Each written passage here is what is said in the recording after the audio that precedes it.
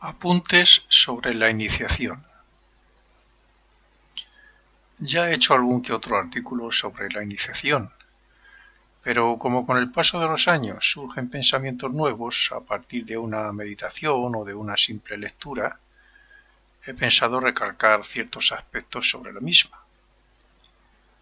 Antes de entrar en el aspecto filosófico y de las enseñanzas rosacruces, donde más gente le explica muy bien los aspectos más importantes de la iniciación, quiero dejar claro que la iniciación a la que me voy a referir no es de las que se adquieren por un pago de dinero a una escuela o asociación, y menos aún que se haga como un acontecimiento extraordinario donde hay mucha gente en determinado templo o lugar de lujo. En mi opinión, como me ocurre y pienso respecto al Reiki, no se pueden adquirir poderes por el simple hecho de estudiar unos temas y luego para pagar dinero a cambio de dicha iniciación. Los poderes del espíritu no se pueden comprar, y quien diga que los facilita a cambio de dinero, en mi opinión, miente. Los poderes del espíritu en las personas son indicativos del trabajo interno llevado a cabo durante varias vidas, respecto al desarrollo de virtudes y al servicio amoroso y altruista que una persona haya hecho al prójimo. Yo he sentido muchas veces vergüenza ajena al ver amigos míos que con buena voluntad me han dicho que ellos sanaban casi todas las enfermedades gracias al Reiki, o que curaban por medio de un montón de cosas. Hoy todo el mundo cura por medio de, yo que sé, solo hay que entrar en las redes sociales para ver la cantidad de medios que dicen que utilizan para curar y para otras cosas. Otros, también ignorantes de la verdad, me decían que salían conscientemente y a voluntad del cuerpo físico, o que eran la reencarnación de algún personaje famoso o extraordinario del pasado. Todas esas cosas las pueden hacer consciente y voluntariamente los iniciados, pero nunca se podrá obtener un poder así a cambio de dinero. Sobre todo porque quien concede la iniciación debe ser un iniciado, y un iniciado jamás haría eso. A mi entender, ya hubo una gran iniciación que, como ocurre con la palabra reencarnación o renacimiento, que es lo más correcto, no consta en los pasajes bíblicos respecto a lo que voy a tratar, pero sí lo explica indirectamente. Me refiero a la iniciación. Desde que Dios nos diferenció, o sea, nos separó de Él temporalmente, por decirlo así, y nos puso en el sendero involutivo que nos haría descender a través de los mundos hasta llegar al mundo físico, la humanidad, como una oleada o enjambre de espíritus, ha ido adquiriendo diferentes cuerpos a la vez que ha despertado los aspectos del espíritu, pero todo inconscientemente. A eso casi lo podríamos considerar iniciaciones indirectas, porque nos han facilitado la llegada al mundo físico con una serie de vehículos o cuerpos y una mente necesaria o necesario todo para comenzar la evolución en sentido ascendente, de vuelta a nuestro verdadero hogar espiritual. Pero si queremos considerar algo más concreto como la iniciación, también indirecta e inconsciente, debemos analizar un hecho que, como decía, viene en la Biblia. Dice la Biblia, refiriéndose a Adán y Eva en el paraíso, cabalísticamente es Adán, cabalísticamente, y en ocultismo también coincide y representa a toda la humanidad.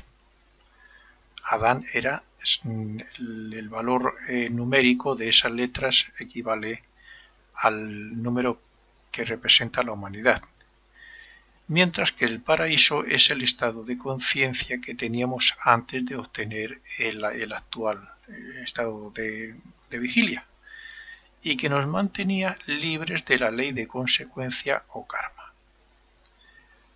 antes de obtener este estado de conciencia externa, aquí de vigilia en el mundo físico, teníamos la interna. Y cuando era la interna, vivíamos en el paraíso porque no éramos conscientes de nuestro cuerpo. Ni de nuestro cuerpo ni del mundo físico.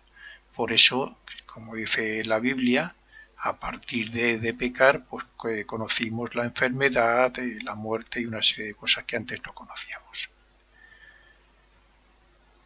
Bien, decía que Adán y Eva en el paraíso se vieron a sí mismos, que sus ojos, como dice la Biblia, fueron abiertos y que se vieron desnudos.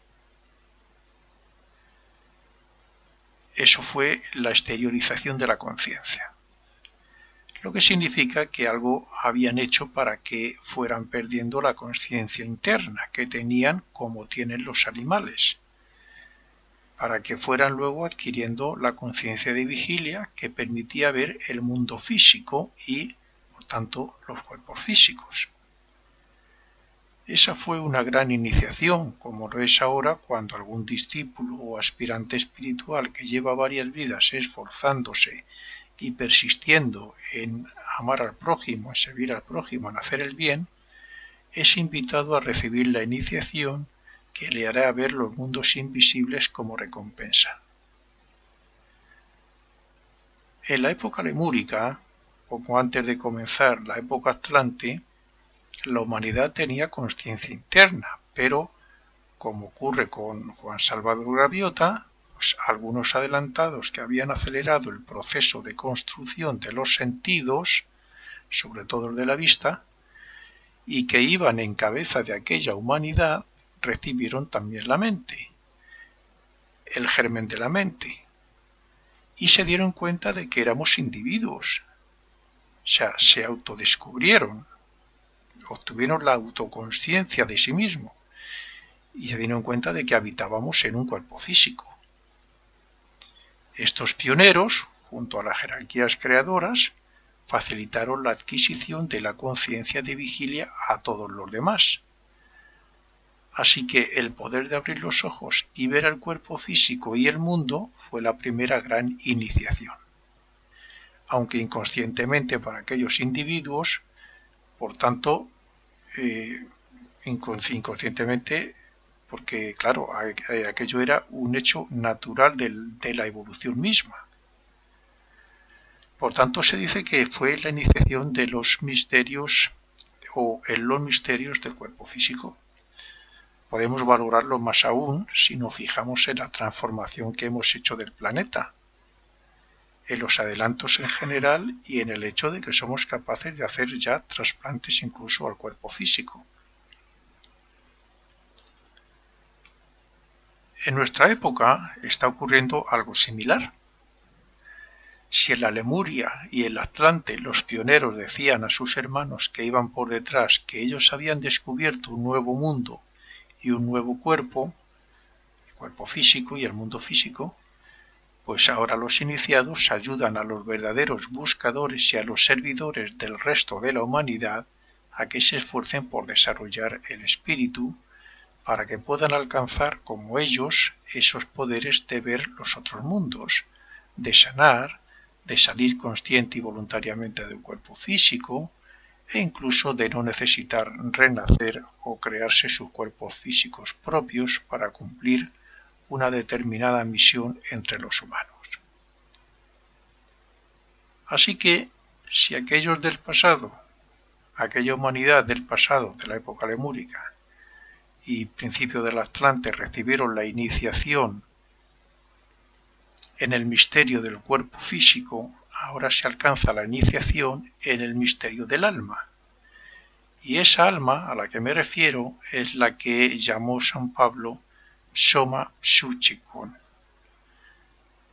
que es el vehículo fruto del trabajo espiritual e interno y de la ayuda y servicio amoroso y desinteresado a la humanidad. Esa alma o vehículo espiritual, llamado las enseñanzas rosacruces cuerpo-alma, es lo que permite obtener todos esos poderes mencionados y algunos más incluso.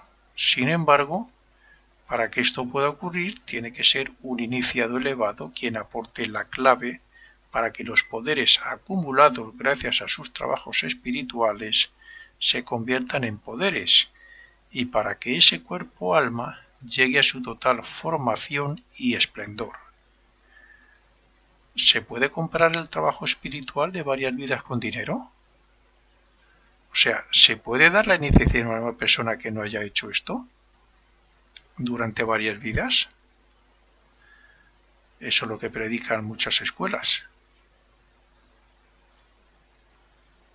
A través del trabajo espiritual e interno del aspirante durante, generalmente suele ser así, varias vidas, hace que de ese individuo vaya manifestando toda una serie de virtudes e interés en progresar espiritualmente por cualquier medio, y eso le hace destacar en su vida en todos los sentidos como persona hasta ser diferente a la mayoría. Es entonces cuando una persona así, que ya trae cierto desarrollo de otras vidas, cuando es observado por un iniciado, y si éste observa que va por el camino correcto, le pondrá a prueba en sus puntos más débiles para ver cómo responde. Y el aspirante, ignorante de todo eso, pensará que se le viene el mundo encima porque parece que no surge nada más que trabas en su vida. Pero llegará el día en que el maestro se aparecerá ante él y él será consciente de lo que le diga, que no es otra cosa que, puesto que se ha esforzado tanto por el progreso espiritual, ha acumulado un poder, que es la formación de ese cuerpo-alma. Un poder que le puede servir para ser consciente de los otros mundos espirituales y para salir del cuerpo físico conscientemente, entre otras cosas. Y es así como el iniciado se ofrece para conceder al aspirante esa primera iniciación del alma con toda seguridad y garantía, por mérito propio porque es necesario dar salida a ese poder que ha creado internamente. Decía que con toda seguridad y garantía, puesto que viene de un iniciado. Y también, así como a enseñarle a funcionar en esos mundos y a vencer los obstáculos. Son, entre otras cosas, lo que le enseña el iniciado al, en este caso, probacionista o discípulo. Es evidente que el aspirante puede negarse, pero no suele ser así. A partir de ahí será consciente de sus salidas del cuerpo físico, así como de las actividades y aprendizaje que haga en esos mundos. Aunque pueda haber alguna ceremonia, entre comillas, sencilla, debe quedar claro que la ceremonia no concede ningún poder al aspirante. La iniciación es la culminación de un trabajo y de la vida que ha llevado el discípulo que ya comenzó como probacionista. Por tanto, la iniciación es una recompensa que debe ser concedida por méritos propios. Hay veces que en la anterior vida ya se fue probacionista en una escuela, fue discípulo de un maestro, ya avanzó bastante en el sendero y en esta, pues culmina ya ese sendero que llega a la primera iniciación. Alguien que no esté familiarizado con la filosofía oculta se puede preguntar: ¿y qué pruebas pone un iniciado al aspirante espiritual? La iniciación, al igual que la muerte, no transforma a la persona. Es decir, el aspirante espiritual ha desarrollado ya cierto poder interno que le permite ser iniciado, pero todavía tiene defectos que superar y otros aspectos que desarrollar. Por tanto, es puesto a prueba para fortalecerle y para que así pueda superar sus defectos. Y como a la vez hace una serie de ejercicios que le permiten ver claramente sus errores diarios y fortalecerse para seguir superándose al día siguiente, va preparándose poco a poco para la iniciación, pero siendo inconsciente de dichas pruebas. Las pruebas no son en ningún sitio o templo en particular, sino en los quehaceres diarios que a veces no le damos importancia. Y a lo mejor el aspirante no se da cuenta de que no lo ha superado, pero si hace la retrospección nocturna recomendada precisamente por iniciados, se dará cuenta de dichos errores y trabajará sobre ellos. Como consecuencia de las pruebas, el aspirante se hace consciente de sus puntos más débiles y de su forma de expresarse y de pensar, y persiste en superarse a sí mismo. Por tanto, progresa y se corrige gracias a las pruebas y a las tentaciones que supera y que le surgen en su vida cotidiana. Una vez superado lo imprescindible para ser aspirante a la iniciación, y dado que sigue siendo el mismo luchador persistente que se esfuerza por ser un amoroso servidor de la humanidad, el iniciador le explicará cómo hacer un uso correcto de ese poder acumulado que llamamos cuerpo-alma y que le permitirá entrar a voluntad en los mundos invisibles.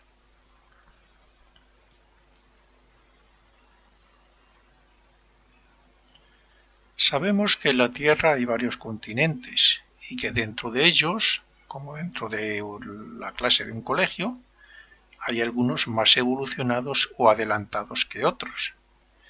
Y lo mismo ocurre con las personas, incluso dentro del mismo continente.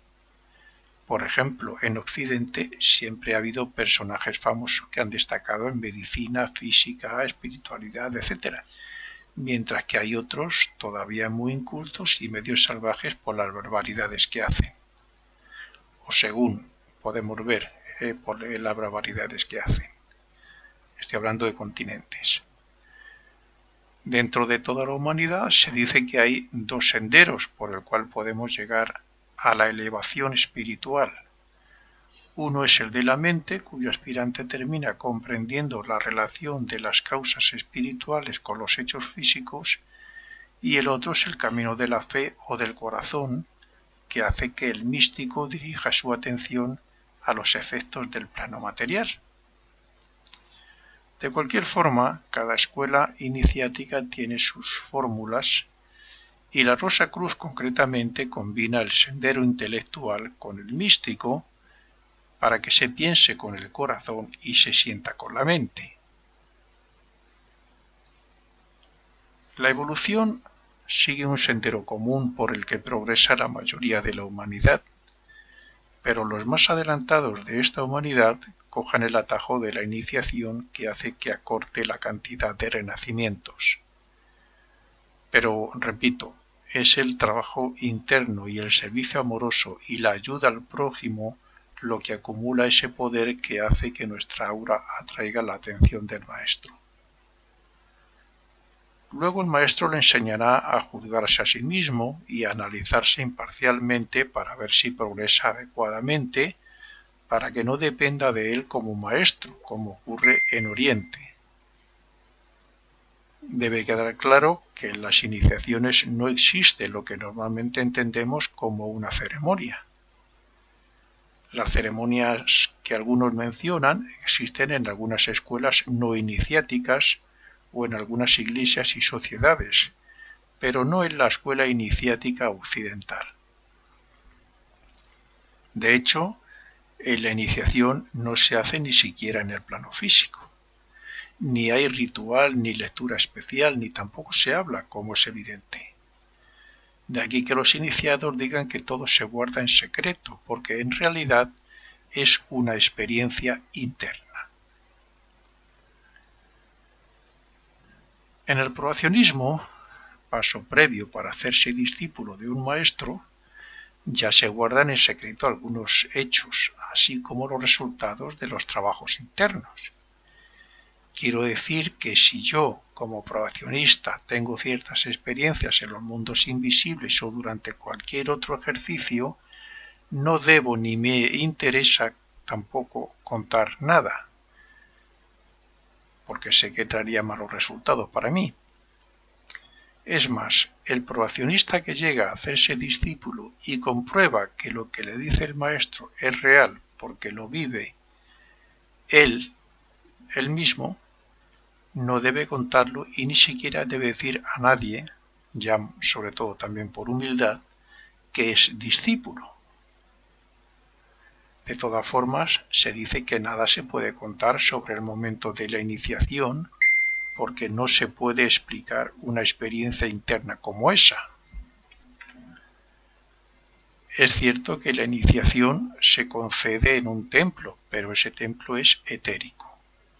Y lo es también que no hay una multitud, pero sí una serie de personas que están en sintonía y que tienen relación con lo que se va a hacer allí, que no es otra cosa que hacer que ese poder latente que se ha acumulado en el discípulo y que está preparado para ser usado, se convierta en un poder dinámico que solo será usado por él mismo, por el iniciado. Evidentemente, el iniciador está muy por delante en desarrollo espiritual que el común de la humanidad, y él no necesita hablar con el aspirante para comunicarle las verdades que le tiene que comunicar. Por tanto, como el aspirante está ya capacitado como discípulo para recibir la iniciación, vibra en sintonía con lo que recibe de la iniciación del iniciador en forma de imágenes mentales. Y cuando el aspirante ha conversado, entre comillas, en esa correspondencia de imágenes mentales y ha respondido al iniciador respecto a las muy elevadas ideas recibidas, sentirá la transformación y elevación de su conciencia a un nivel superior.